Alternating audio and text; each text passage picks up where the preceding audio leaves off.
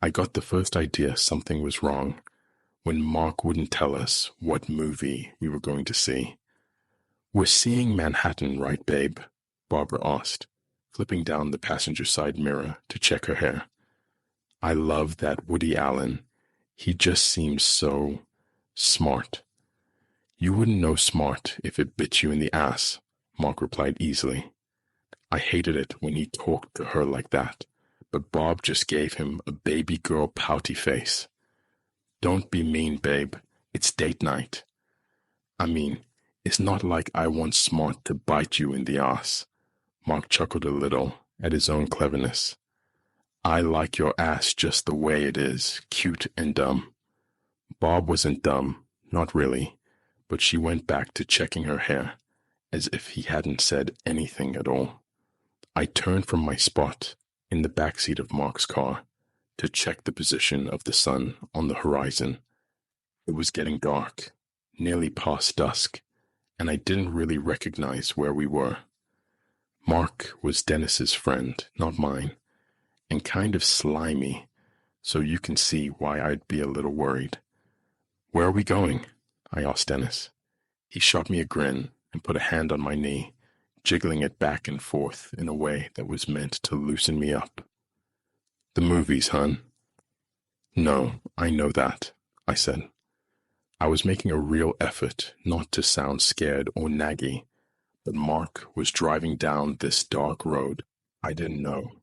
Way too many trees around for us to be going to the movie theater in town. Maybe we were going to a drive-thru I didn't know about. "To see Manhattan, right, babe?" Barbara said again. "What movie are we seeing?" I asked Dennis, ignoring her. "Don't get your panties in a twist, Pammy," Mark said over his shoulder. "Den, tell your chick to chill." I didn't trust Mark as far as I could have thrown him, but I trusted Dennis, so I put my hand over the one on my knee and made earnest eye contact with my boyfriend. "Dennis, we're going to the movies, right?" We'd been dating since sophomore year. We'd lost it to each other at prom. I knew him more than I knew any other person on the planet, and that's why I was able to see in that moment that he didn't want to lie to me anymore. He started to, I think, but I gave his hand a little squeeze, and he cracked. "Mark, we can tell him now, can't we?"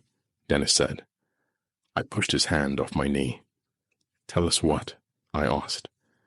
We made a left onto a road going into the woods, leaving behind the main road, and I twisted in my seat to sneak another look at the sun as it set.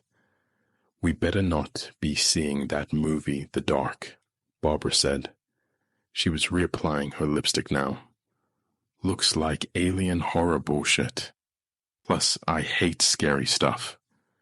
"You're not gonna be too happy with me then, babe," Mark snickered as he flicked on his headlights. "Dennis, tell me what the hell we're doing," I said urgently. It was darker in here now that the thick-leaved trees were blotting out the last rays of the dying sun, and I was starting to get nervous. Barbara flipped up the mirror, tucking her lipstick back in her purse, and looked around as though she'd only just noticed where we were. "Hey, you fucker, if you think I'm gonna do it in a creepy old place like this, you're crazy." She turned around to see me. "Where are we, Pam?" "Ask your dumbass boyfriend," I spat, thoroughly out of patience. "He's the one driving." "Pam," Dennis said, reaching for me again, but I shrunk away from him against the car door. I had no interest in his hand on my knee at that moment. All I wanted to do was go home. "Mark, tell us where we're going, or I swear to God I won't put out until after graduation." Bob emphasized this by crossing both her arms and her legs. Mark sighed and slowed the car to a stop. "Okay, Jesus Christ, woman," he said, leaving the ignition running. He turned to face both Bob and the two of us in the back seat. "We're going to Bubblehead Road.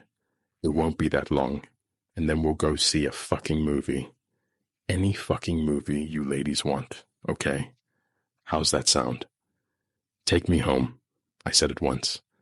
If we hadn't already driven a mile or two deep in the woods, I would have gotten out right then and there. Pam, Dennis said again, it's not going to be anything bad, I promise. You know what they say about that place. It's fucking haunted. Or worse. Oh, it's way worse than that, Mark said, grinning. You fuck, Bob snapped. She picked her purse up off the floor and hit him half-heartedly in the shoulder with it. I told you hate scary shit. You heard Pam. Take us home. So you're saying you don't know the legend of Bubblehead Road? Mark raised his eyebrows at us. I don't care about any legend of anything. I want to go see Manhattan. Dennis put a tentative arm around me. I didn't move out of it, mostly because I was preoccupied by the fact we were in the woods where the light was quickly fading, and I just wanted to go somewhere else. Pam, listen, he murmured in my ear. Some of the guys on the football team, they gave us this stupid dare, and we needed you to see us do it. They won't believe us if we said we did. We'll be in and out, I promise. I would have just lied for you, I hissed back. Yeah, but you're a terrible liar. He smiled at me, that smile that still made my stomach do acrobats, and wiggled a playful finger in my side. I laughed, despite myself. What stupid shit did you two get yourselves into? Bob demanded. It's easy peasy, baby, Mark said, reaching towards her so he could play with her long brown hair. We go to the house at the end of Bubblehead Road, touch the front door, and leave. That's it. You two sexy ladies use this. He picked up a Polaroid camera from the floor near his feet and dumped it unceremoniously in Bob's lap. Snap a pic for proof, and all the guys owe us beer on graduation night. Let's get this over with, she sighed. Bob. I tried to lean toward her, and Dennis pulled me back into his arms. What? Let them do their stupid thing, and then we can go to the movies, like Mark said. She tossed her hair back, picked up the camera. But you're buying me popcorn. And soda. And any candy I want. Sure thing, babe, Mark said, grinning again. He put the car into gear, and we continued along the road, Bubblehead Road. I didn't agree to this, I whispered to Dennis, whose arms had relaxed now that he saw we were back on the track. You're a real jerk for making me go along, you know, and not even telling me. I heard this place is dangerous. I'm sorry, he whispered back, but Mark's eyes were on me in the rearview mirror. What exactly did you hear, Pammy? I fucking hated it when he called me Pammy. I heard they took drugs, Bob said, like he'd spoken to her. Everybody in the family, they didn't have much money, so the government made them guinea pigs for cash, and their heads got huge. She demonstrated this by miming an explosion over her skull. When it went wrong, they got dropped out here, so they couldn't tell anyone else. Government paid them off. Right, babe? You're stupid, babe, Mark said flatly. I heard they were just inbred hillbillies, Dennis offered. They settled out here when they were pioneers and only married each other for years and years and years. And now they're all... He searched for the word, didn't find it, and shrugged. Fucked up, I guess. Big heads, right? Bob twisted in her seat again to look at us. I could see the dying light of the day reflected in her shiny lipstick. Yeah, big heads. Bubbleheads is what they call them. I heard they eat people, Mark said. Oh, Jesus, Mark, that's disgusting. She swatted his shoulder lightly. I wanted to sock him in the mouth. It doesn't matter what I heard, I spat, suddenly furious with all of them. It's getting dark, and we're driving down this shitty road, and we don't know what's out there, Dennis. All this for a few beers. There's probably nothing, Pam, Dennis assured me, with a little squeeze of my shoulders. Then what's with these signs, huh? Mark pointed at a crooked sign we were passing that read in big black letters, "No trespassing." Probably to keep out idiots like you, I said under my breath. Your chick, Den, he said, an undercurrent of warning in his tone. Beyond him, I could see the snaking stretch of road disappearing as it bent first one way, then another. The trees were getting thicker, and it was getting darker, and I couldn't believe my normally sweet, smart boyfriend was making me do this. Hey, he's right. There's another one, Bob said. And another. And another. The four of us lapsed into silence as we passed sign after sign, bearing the same threatening message over and over. No trespassing. Private property. Notice. Trespassing absolutely forbidden. Keep out. No trespassing. I counted 9 of them, Dennis said at last. Yeah, that means someone definitely doesn't fucking want us out here. So please turn around and let's go home, I begged. We're almost there, Pammy. Jesus. His eyes met mine again in the rearview mirror. I wanted to rile you girls up a little, but come on, you know there's nothing out here. It's just a bunch of made-up bullshit. We'll be in and... Shit, stop, Bob shrieked. The car lurched. Mark slammed on the brakes. Bob and I screamed. Dennis threw a protective arm across my chest to stop me from flying forward. A moment of silence went by, until Mark turned on Barbara. What the fuck, Bob? You trying to get us killed? He shouted. Why don't you watch the road, you stupid fuck? Countered breathlessly. Something ran in front of the car. You almost hit it. What was it? I looked out my window, but I didn't see anything. Just trees, and I'd be damned if I was going to roll it down to look harder. I don't know. It moved so fast. It was just this dark shape. Her pretty face began to twist like she was about to cry. I changed my mind, Mark. I want to go home. Look, we're already here, Mark said, pointing at a white house just beyond the little stone bridge we were stalled at.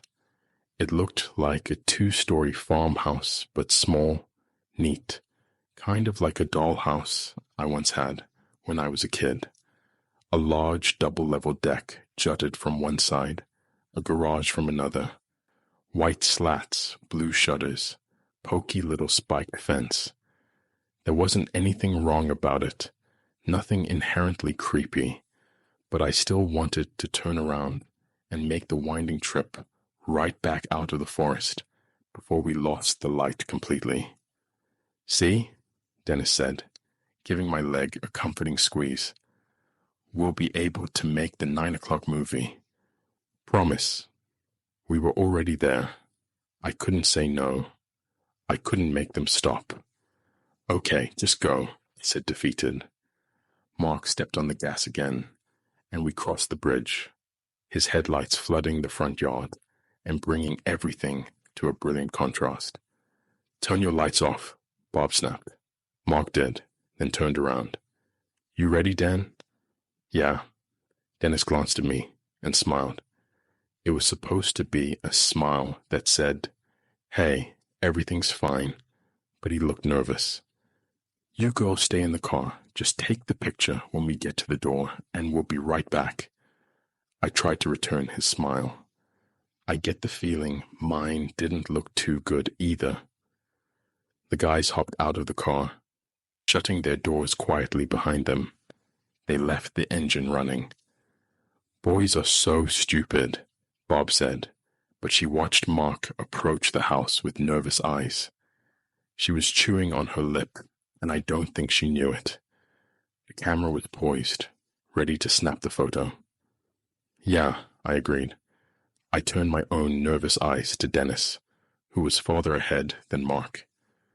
They were almost to the door, ready to touch it, when it swung open. Oh shit, oh God. Bob was getting out of the car. Bob was getting out of the car. "What are you doing?" I said in a harsh whisper, but she was already gone, camera forgotten, running like an idiot towards her equally idiotic boyfriend who'd gotten us in this mess. For a moment, my lizard brain insisted I get in the front and drive away. Sometimes your lizard brain knows what it's doing. I hesitated, then got out of the car too, hoping I'd see all three of them just standing there, safe and sound. And there they were. They were actually just standing there, together at the front door of the little white house, talking to a very normal-looking woman. I blinked a few times to be sure this was what I was seeing before walking towards the house, the car rumbling its engine behind me. "We're really sorry," Bob was saying as I got closer. "You're kids," the woman said amiably, wiping her hands on her apron. She was plain-faced, but smiling, and that was good. Kids get up to all sorts of shenanigans, especially right before summer. Like something gets inside them and makes them crazy. She turned her smile on me as I approached. "Hello, you with these ones?" "I am," I said. When I was by his side, I grabbed Dennis's hand hard, sleeved everything was okay, and furious with him, all at once. "Pretty girls," the woman said. "I never had no girls, just boys.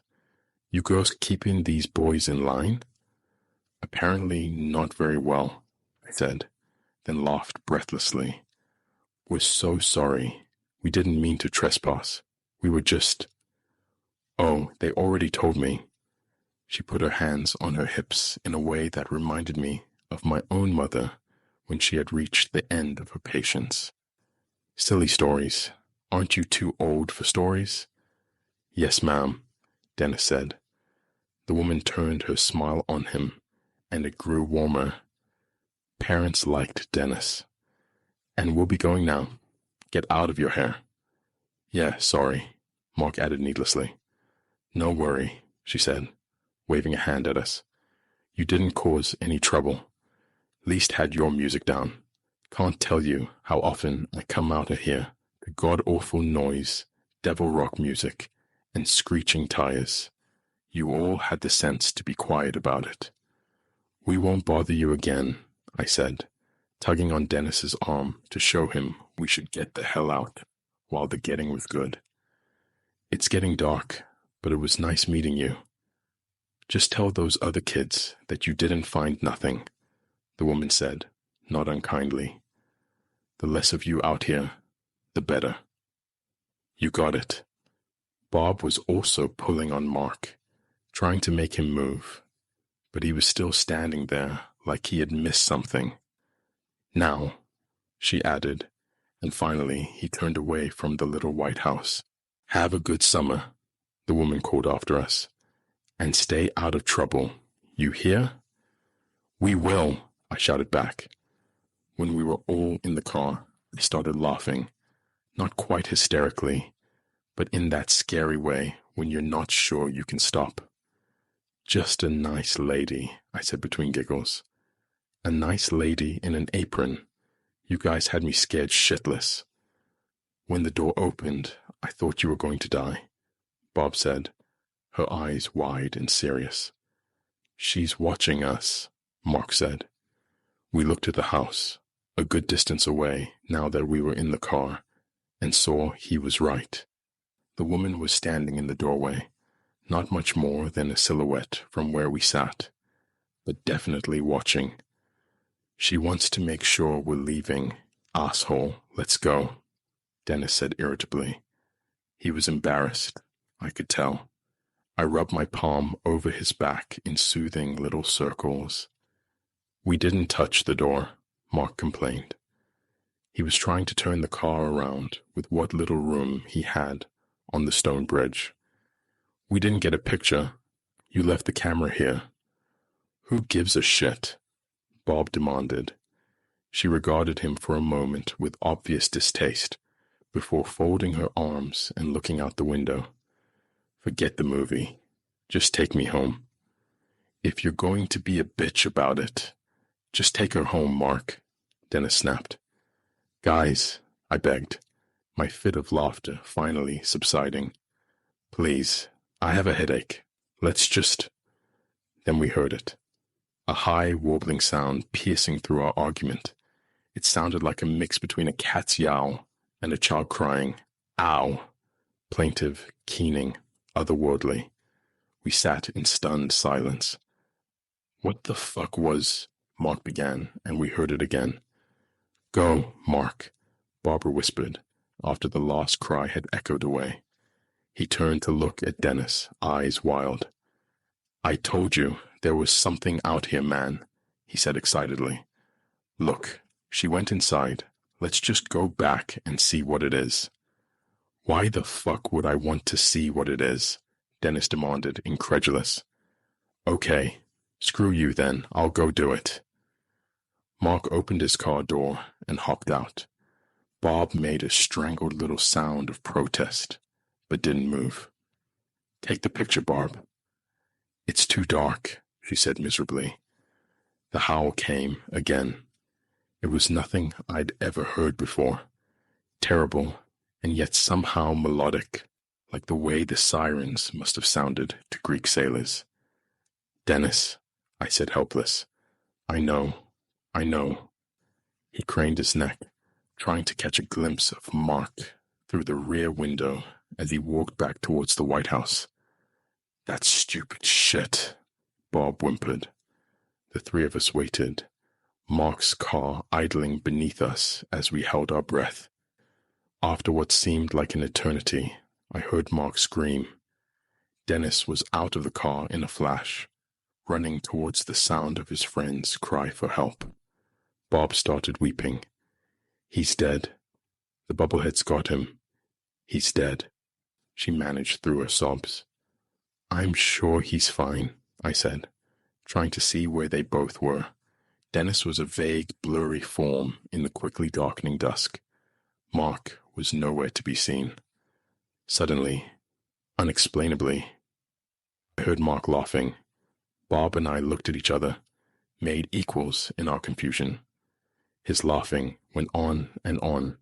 For a manic moment, I thought he'd gone mad, but then I heard him yell, It's a stupid bird, a dumb fucking bird. Got out of the car, moving quickly towards where I saw them hunched over, about 15 feet away from the house. What's going on? I whispered angrily. Mark kicked a bird, Dennis said. As I got closer, I saw it. The thing sprawled out on the ground near Mark's feet. It looked like a turkey until I saw that it wasn't a turkey. Not at all. It was something far grander than that.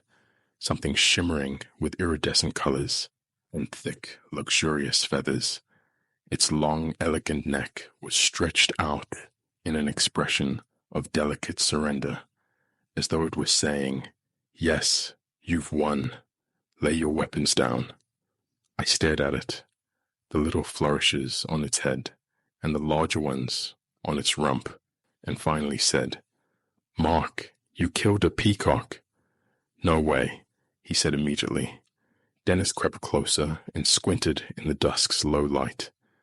She's right, man. It's a fucking peacock. He turned back to us, baffled expression on his face. Where did this thing come from? Almost as if on cue, we heard a more subdued version of the alien howl that had startled us in the car, a gentle you sound, like they knew one of their own had been murdered. Cold blood. Is this a peacock farm? I asked, bewildered. A chorus of strange coos seemed to answer my question. Maybe that's what ran in front of the car. Dennis looked around, squinting, trying to see the other peacocks in the fast-waning light. You didn't have to kill it, man. So what? Mark scoffed. It attacked me. What the fuck was I supposed to? And above the cooing, the plaintive mourning of birds in a foreign tongue, another sound interrupted him. A soft, hiccuping sort of cry. It was quiet, but powerful. The kind of crying you do alone in your bedroom when you know someone's just outside and you can't break quite yet. Is that Bob? Mark asked, already backing away. I don't think so, I whispered. I felt stuck to the earth where I stood. To move, I thought, would mean my certain death. From beneath the steps of the little white farmhouse, a figure emerged, creeping on all fours towards us. It was small, but gangly, limbs hanging limply as it crawled along the grass. Its head was huge. Around where the jaw must have been was normal, sure, but from there it ballooned up, swollen like a ripe harvest pumpkin. It was weeping. Don't move, Dennis whispered. Mark kept backing away. I could hear sticks snapping beneath his feet as he went. I didn't need the suggestion. I couldn't have moved if I'd been ordered to. I was paralyzed with fright. Surely I'd read that somewhere before and thought it some kind of flowery metaphor, but it was true. You could be so scared that fear froze you in position, like a fast-acting toxin. The shadow crept closer, nearly to us now, and in the last shreds of the day's light, I could see it was a boy. A little boy, maybe only 10 or 11. His head was grotesquely formed. Yes, but his face was just a boy's face, streaked with tears. I noticed it with dull fascination that he was wearing a little button-up sweater over corduroys, a snappy little ensemble to say the least. His knees were grass-stained. The three of us stared at him as he tenderly lifted the limp peacock from the ground.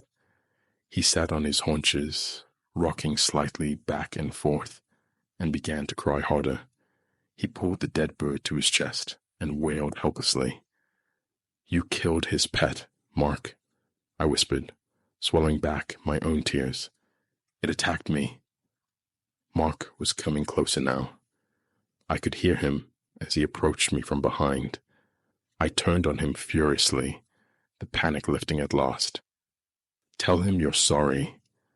It attacked me, he said again, but he wasn't really hearing me. He was staring at the little boy as he rocked on his heels and wept for his lost friend. I couldn't stand it anymore, watching him cry like that. Very slowly, I approached the boy, careful as if he were a butterfly that could be startled and flutter away. When I was close enough, I dropped to a knee. We're very sorry about your bird, I said softly. He didn't look at me, but I saw his hands sink deeper into the iridescent blue-green feathers as he hugged it, hard. Do you want us to talk to your mom? I looked at Dennis and shrugged, hoping I was right, and the plain-faced woman we'd met earlier was the boy's mother. We can talk to her if you want. Fuck that, I'm getting out of here, Mark said, then snapped his fingers. The camera. Oh shit, I'm getting a picture of this freak. Mark! I snapped my head up to look at him, but he was already gone, running back to the car for his Polaroid. This was enough, more than enough, and I wouldn't let it happen. I'd let too much happen already. Dennis, do not let him take a picture. I'm so goddamn serious. Dennis nodded and headed off in Mark's direction. I looked back and found the little boy watching me with wet brown eyes. His cries had tapered to sad sniffles, but he was still rocking back and forth.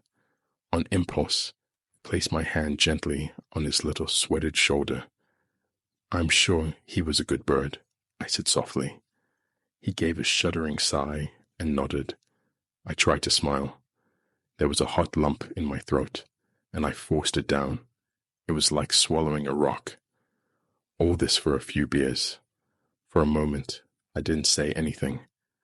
I just let him sit there, my hand on his shoulder, his dead peacock in his lap, trying to make sense of what this loss meant, what it could possibly mean that the bird wasn't moving and would never move again. never make its alien you sound that was probably music to this little boy's ears. Then I heard footsteps. Mark was coming back, Dennis on his heels. I said no way, Dennis was hissing. Shut the fuck up. This is 10 times better than a stupid picture of us touching the door. Mark trotted up and towered over me, the Polaroid camera in his hands. Move, Pammy.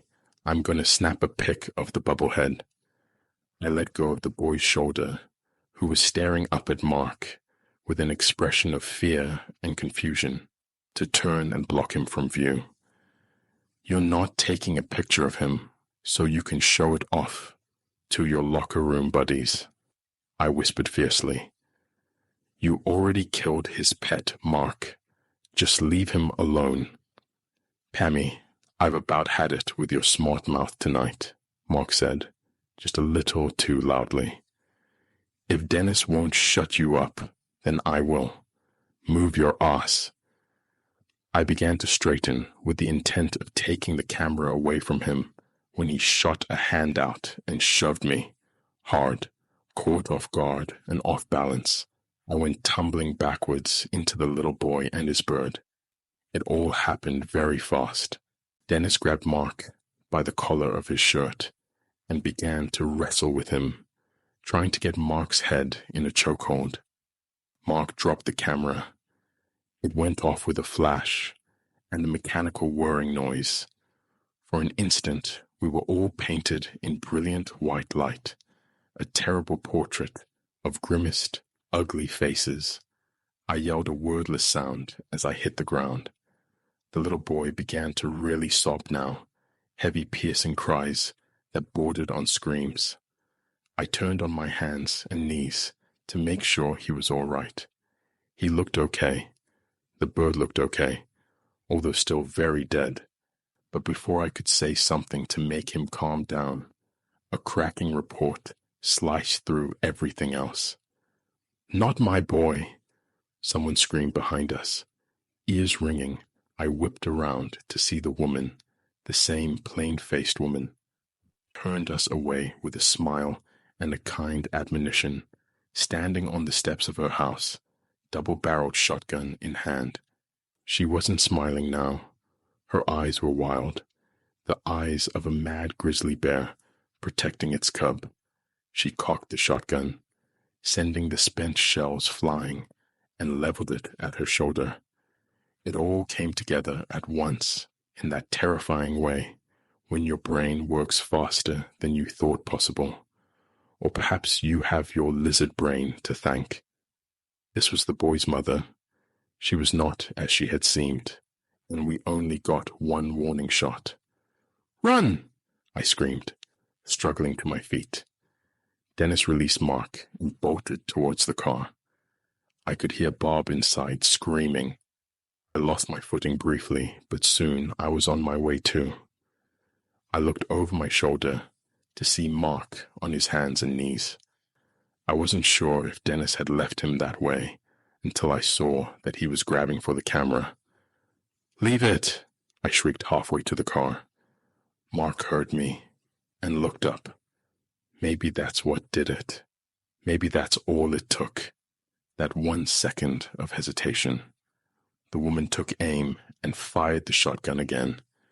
Mark screamed in agony, crumpling over the Polaroid on the lawn in front of the small white house that was getting smaller as I ran. He was clutching his leg, still screaming, when I heard the woman bellow, "Get him, boys! For your brother!" I didn't know what that meant, and I had no intention of sticking around to find out. We scrambled to the car, Dennis in the driver's seat, me in the back, Bob still wailing, in the passenger seat. You left him! You left him! She was shrieking. Drive, Dennis. I twisted in my seat to look through the back window. Mark was still on the ground, grabbing his buckshot leg, screaming either in pain or for us to come back. I was still watching him, my heart hammering in my ears, face hot with the rush of panicked blood, when I saw them come out of the woods. Some of them had no legs and dragged themselves along the grass with thick, muscular forearms. Some had uneven limbs that swung back and forth as they lumbered across the lawn. Some had the same huge head I had seen on the little boy, swollen to near impossible sizes. They descended upon Mark, and the screaming evolved into something beyond screams, a strangled, tangled noise, pure animal panic and pain. Bob heard this, did not see it, and began making the same shrill cry over and over like a dog that's been kicked. Go, go, go, for the love of fucking God. Dennis, just drive, I cried. Dennis stomped on the gas. We were mostly turned back around towards the road, but he had to do some maneuvering to get us pointed the right way on the little stone bridge. While he did, Bob screamed, and I pounded the passenger side window, urging him to hurry, hurry, please fucking hurry. Gravel spat out from under our tires when he finally got us straight. There was the squeal of burning rubber, and then we were off, barreling down the narrow, winding road at breakneck speed. Mark, we left Mark. They got Mark. The bubbleheads got Mark, Bob shrieked before dissolving into unintelligible gibbering. We were going fast, too fast. Each turn was nearly a miss, the car threatening to spin off the road or flip end over end. I kept looking through the back window to see if they had followed us. I was sobbing uncontrollably, but Lizard Brain was in charge by then, and it was almost like I was out of my body, regarding the situation with a sort of cool detachment. If we could get out of the woods, if they didn't follow us, everything would be okay. We were nearly there. The trees were beginning to clear, so I said, I think we lost them. Just then, I heard the sound of crunching metal and Dennis screaming. I whirled around to see one of them on the hood of the car. He looked like the boy's big brother, with an enormous, grotesque head of his own, and I had only time to see two things before he began to bash the windshield with both fists. He was grinning, and he was wearing corduroys. Dennis turned the wheel wildly from side to side, trying to shake the man off the hood, but it was no use. He was incredibly strong and well planted, using his ropey, muscled arms to smash again and again, causing the glass to splinter and crack beneath him. Suddenly, I felt my whole body seize forward. A bolt of pain went through my neck, like nothing I'd ever felt before, and in the midst of Dennis and Bob's screams, everything went black. I don't know how long I was out. When I woke up, it was still dark. My entire body ached unbearably. When I could force myself to sit forward, wiping the dried blood from my eyes, I saw what had happened. I remembered everything all at once. Bubblehead Road, the dead peacock, the little boy, Mark, that idiot, going back for the camera. The car had crashed headlong into the trunk of a huge old tree. In the front seat, Dennis and Bob were unnervingly still. Before I could lean forward to check on them further, I heard a rustling in the woods outside the shattered passenger window. Gingerly, I turned my head to see what it was, fearing more of the brothers.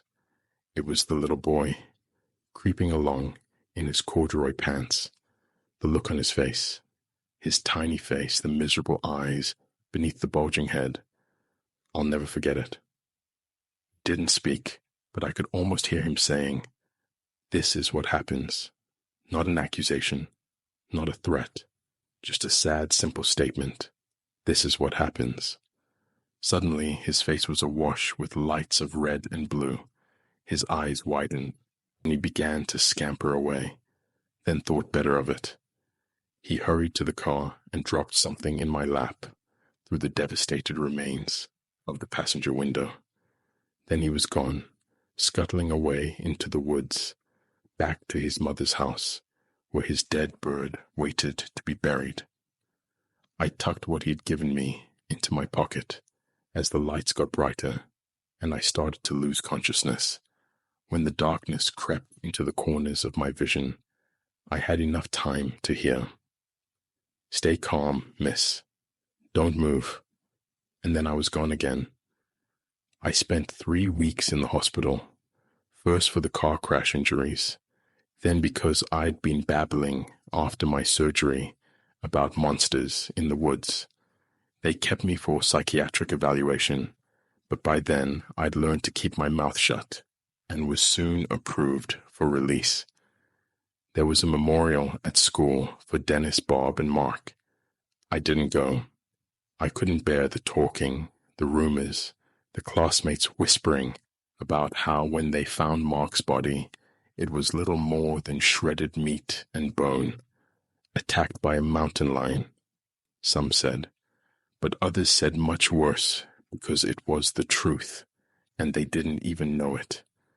As for what the boy gave me, I don't know where it went. Maybe when they stripped me in the ambulance, someone saw it and threw it out. Maybe they thought it was a prank, or when they saw it, they couldn't reconcile with themselves what it really was, so it had to be destroyed. Maybe the government has it. I don't know, but I wish I still had it, because the boy meant for me to. It was meant as a warning, a permanent reminder of what monstrous things we can do when we don't know how our actions can hurt others, set in motion a terrible domino effect that leaves the lives of those involved forever damaged beyond repair. So every day I try to picture it in my mind, keep the image sharp and crisp, to honor what that little big-headed boy tried to teach me on an early spring night in 1979. A Polaroid of me as I fell backwards, pushed by Mark in an attempt to get his prize shot. I'm drenched in white light. My teeth are pulled back in a grimacing sneer. My hands, windmilling as I try to stop myself from falling, look like claws. My long dark hair is fanned around my head in a grotesque halo. Behind me, clutching his dead bird, just about to start wailing, is the little boy. He's looking right at me. He's absolutely terrified, because I look like a monster